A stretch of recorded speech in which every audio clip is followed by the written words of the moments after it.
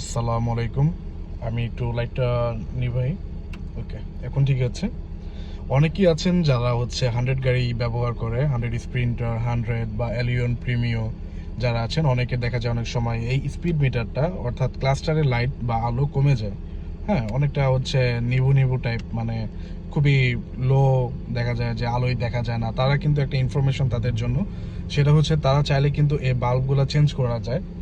অর্থাৎ আমার এই গাড়ির আগের এগুলা সাদা কালার ছিল, এই বাল্বগুলো আগের হোয়াইট কালার ছিল, বাট পরবর্তীতে আমি এটা চেঞ্জ করে এখন অরেঞ্জ কালারটা নিয়েছি, কারণ অরেঞ্জটা দেখতে একটু ডিফারেন্ট। বিকজ এতদিন এই জিনিসগুলো আমি যেহেতু সাদা কালার অনেক লং টাইম ইউজ করছি, সো ভাবলাম যে কালারটা একটু চেঞ্জ করা যাক।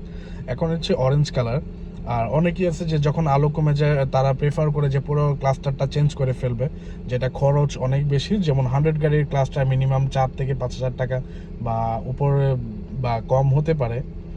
কিন্তু পুরো ক্লাসটা না চেঞ্জ করে আপনারা চাইলে শুধু বাল্বগুলো চেঞ্জ করতে পারেন। এটার ভিতরে যেমন 4টা বাল্ব আছে, সো 4টা এলইডি বাল্ব চেঞ্জ করতে আপনার খরচ হতে পারে 500 থেকে 1000 টাকার মধ্যেই, বা কম বেশি হতে পারে প্রাইস বুঝে। কিন্তু আপনারা চাইলে হচ্ছে বাল্ব চেঞ্জ করতে পারেন, সো দ্যাট আপনাদের পুরো ক্লাসটাটা খরচ লাগবে না।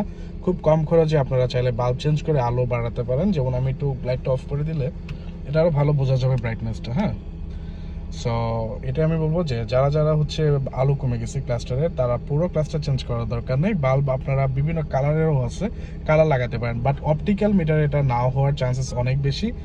সো যেগুলো হচ্ছে 100 বা এলিয়ন প্রিমিয়ার ওল্ড শেপগুলার ক্লাস্টারের লাইট চেঞ্জ করা যায়। ছোট ছোট এলিয়ন প্রিমিয়ার ব্যাপারটা হচ্ছে কি, যেগুলো নন অপটিক্যাল, অপটিক্যালগুলো চেঞ্জ করা যায় না, বাট যেগুলো হচ্ছে অপটিক্যাল না ওইগুলো হচ্ছে ছোট ছোট বাল্ব থাকে ওটা, ওগুলো বসানো যায়। বাংলা মোটর বা মহাখালীতে বিভিন্ন রকম দোকান আছে ডেকোরেশনের, তারা আপনাকে চেঞ্জ করে দিতে পারবে। সো আশা করি ইনফরমেশনটা আপনাদের কাজে লাগবে।